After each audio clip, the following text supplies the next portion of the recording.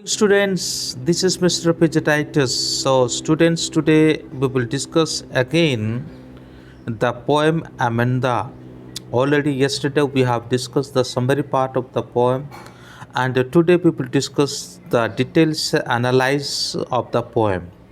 So, here in this poem, we see feelings of mother and a daughter. Mother wants to be responsible and lead to her child to a perfectful way, but the daughter, she thinks that she's getting always scolding. So anyway, let's begin. The poem name is Amanda, and this is fifth number poem. Okay, Robin Kellen. Okay, the writer is Robin Kellen. Okay, about the poetess. Okay, so Robin MC Maug Kellen is an Australian author of book for children. और ये जो है Australian poets थी और उन्होंने बच्चों के लिए और बहुत सारी किताब लिखी है. She was born on 28 February 1936 in Campsie, New South Wales, Australia. तो उनका जन्म 1936 में और जो मैंने पढ़ा है और वहीं पर उनका जन्म होता है, उससे ज़्यादा हम और नहीं देखते. Robin Killen has expressed the view of a little girl, Amanda, who is constantly pointed out by her mother for making mistakes. वो एक लड़की के बारे में बताती है जो लड़की का नाम है अमंदा, और उसका माँ जो है अक्सर उसके गलती के कारण, उसके मिस्टेक के कारण उसको पॉइंट आउट करती रहती है. Mistakes which she considers so as they are not part of the code of good conduct laid out by society in which we live. तो जिस सोसाइटी में हम रह रहे हैं उस सोसाइटी में हमें मिस्टेक रहित जीवन यापन करना पड़ेगा, ये इसका विचार है. तो स्टांजा 1 and 2 हम यहाँ पे देखते हैं. तो मदर कहती है यहाँ पे, don't bite your nails Amanda, don't hunch your shoulders Amanda, stop that slouching and sit up straight Amanda. तो जैसे ये बात को वो सुनती है ना, तब वो मन में क्या सोचती है, एक इमेजिनरी लाइन के मतलब एक इमेजिनरी वर्ल्ड की ओर जो चली जाती है. There is a languid emerald sea where the sole inhabitants me a mermaid drifting blissfully. उसका एक्सप्लेनेशन है, जैसे कि हम उसका वर्ड मीनिंग देख सकते हैं.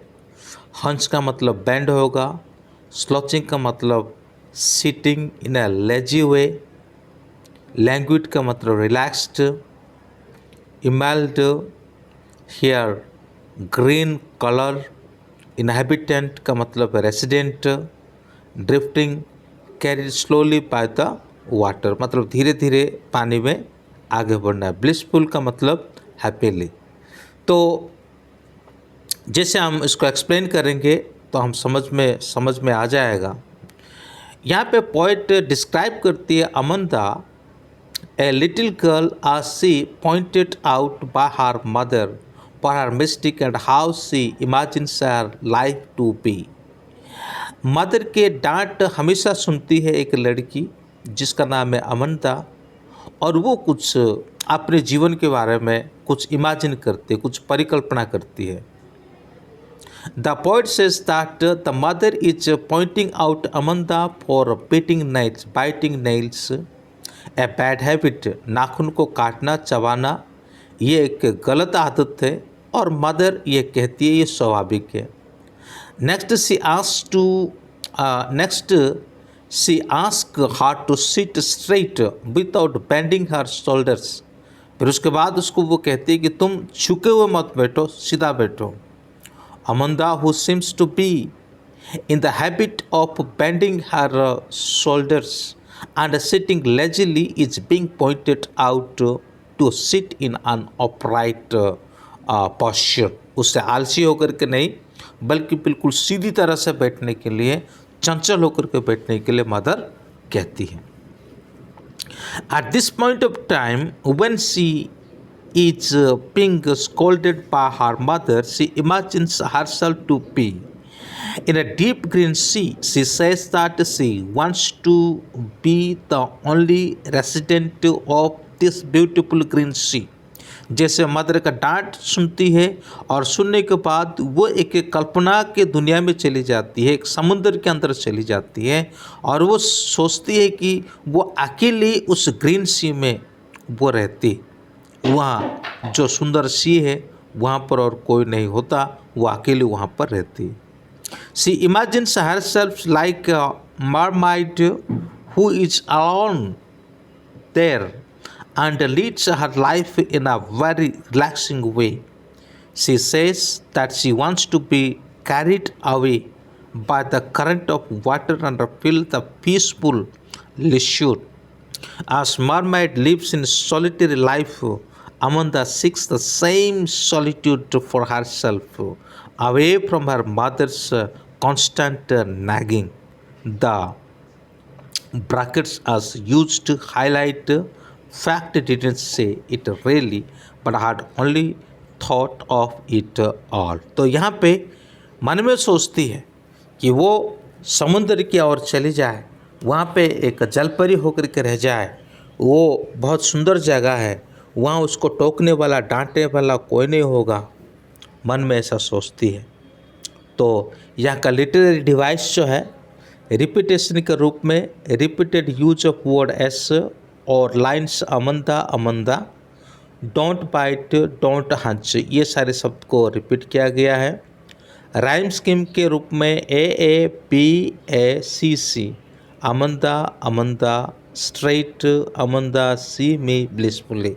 पोएम को थोड़ा ध्यान से ये सभी चीज़ों को मैच करके पढ़े. मेटाफोर के रूप में क्या लिया गया है, use of word emerald sea for green colour of sea being similar to the colour of emerald. ठीक है. Imagery drifting blissfully. Okay, imagery जो है, कल्पना जो है वो ड्रिफ्टिंग ब्लिसफुली है. फिर alliteration stop that slouching and a sit up straight.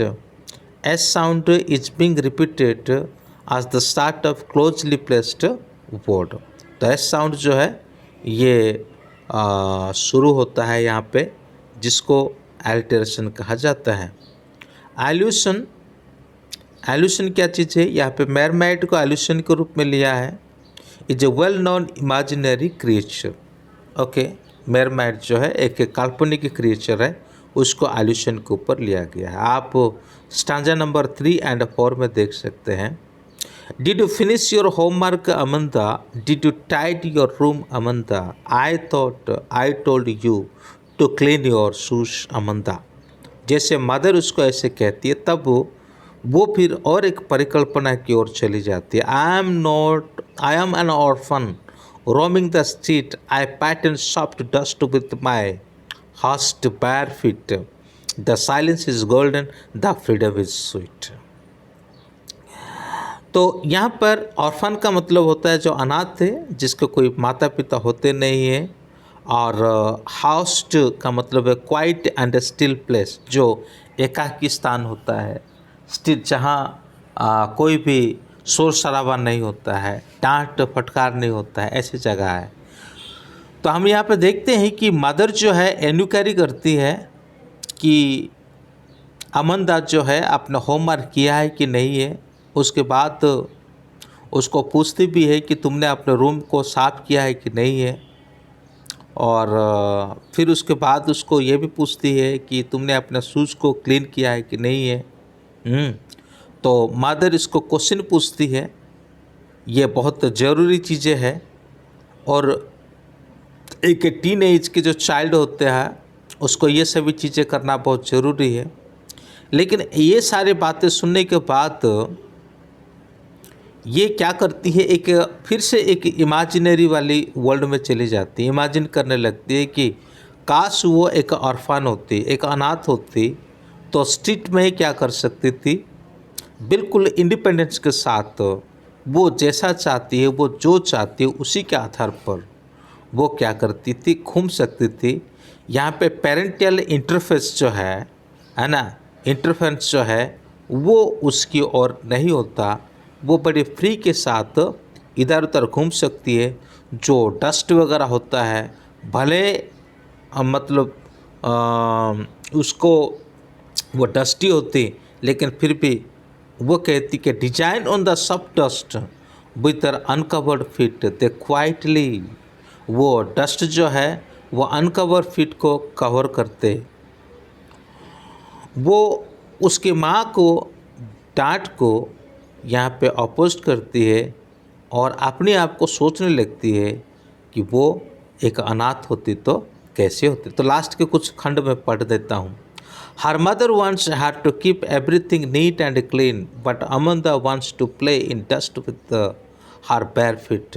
वो तो चाहती है, माँ जो चाहती है कि अमंदा हमेशा क्लीन रहे, साफ़ सुथरा रहे, लेकिन अमंदा चाहती है कि जो डस्ट है उस डस्ट में वो खेले, अपने नंगे पैरों से वो खेले। Moreover she is so fade off this constant. इस बातों से, वो ये इलस्ट्रेशन से, ये उपदेश से, है ना, वो बिल्कुल और फेडअप हो जाती है और सोचती है साइलेंस जो है एक गोल्ड की तरह है, एक प्रेशियस गोल्ड की तरह है। She wishes to silence her mother's continuous passive behaviour. She cause to feel free with her mother hovering around her for her detailed instruction.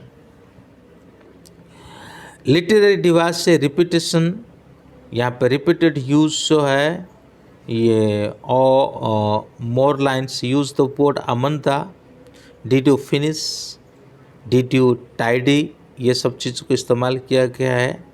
Rhyme scheme के हिसाब से A D A E Amanda Amanda, shoes Amanda, street feet sweet, ये सभी है। Metaphor में है silence is golden, और silence is said to be precious as gold for its sought with great. और यहाँ पे मेटाफोर के रूप में साइलेंट को लिया जाता है। Silence is gold, difficulty and allows one to grow. It is basically an asset. Freedom is sweet, ये भी मेटाफर के रूप में लिया जाता है। Freedom is said to be sweet in taste as in there nothing that feels better than this. यहाँ पे don't eat chocolate Amanda, remember your acne. Amanda, will you please look at me when I am speaking to you, Amanda? फिर उसके बाद वो क्या सोचती है, I am Rapunzel, I have not a care line in a tower is tranquil and rare. I will certainly never let down my bright hair.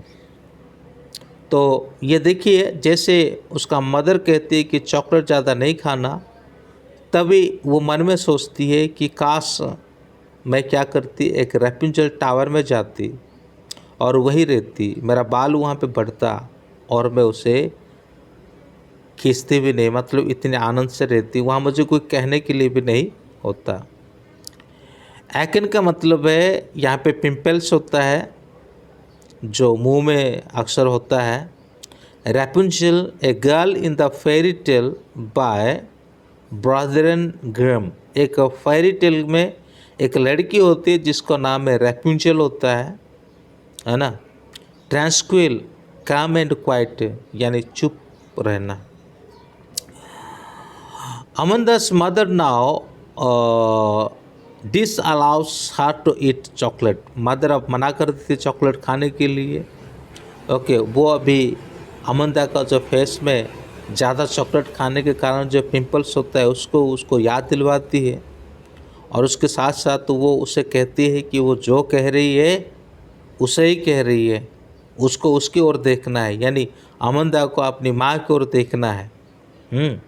तो ऐसे time पे अमंदा क्या करती है कि इमेजिन करती है, एक रैपुंजेल की तरह बनने के लिए इमेजिन करती है।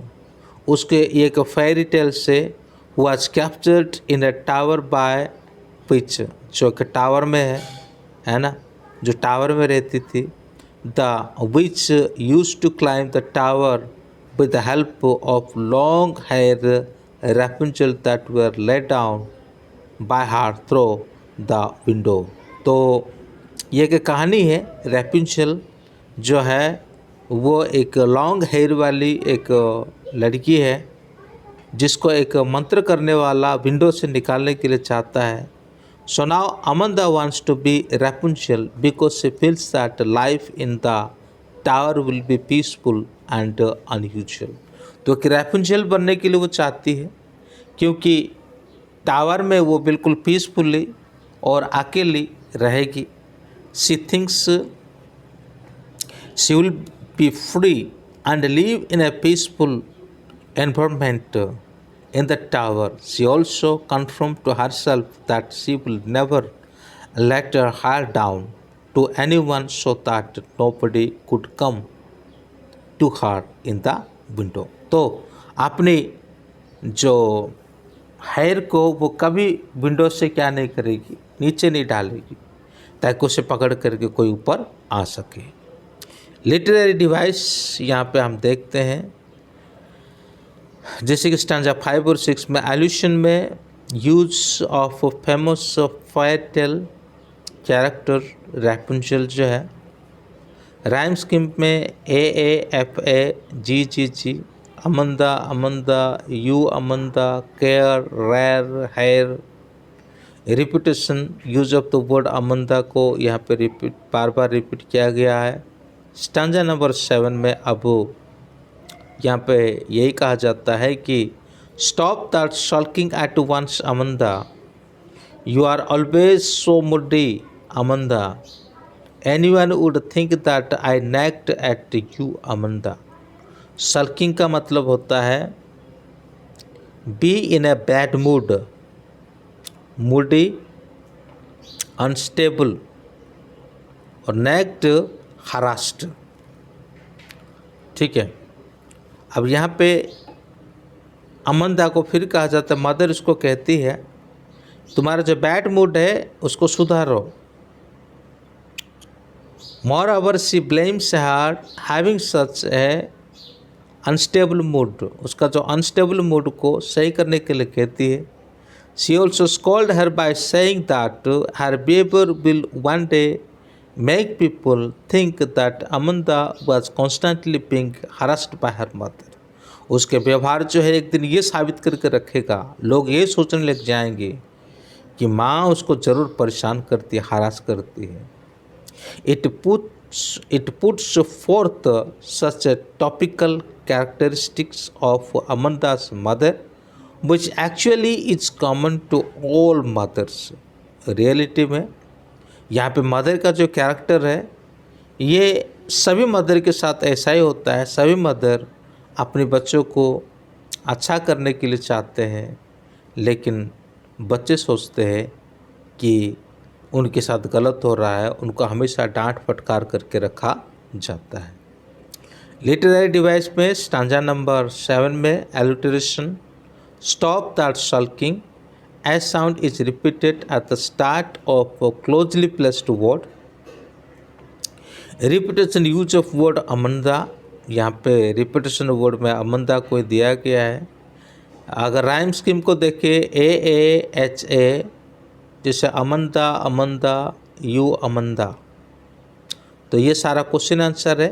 क्वेश्चन आंसर आपकी बुक में भी होंगे और आप उसे देख करके पूरा करें। तो मुझे उम्मीद है ये वीडियो आप लोग का अच्छा लगा होगा। अगर अच्छा लगा है तो चैनल को सब्सक्राइब करना और लाइक करना, कमेंट करना और साथ ही साथ बेल आइकन को भी दबाना।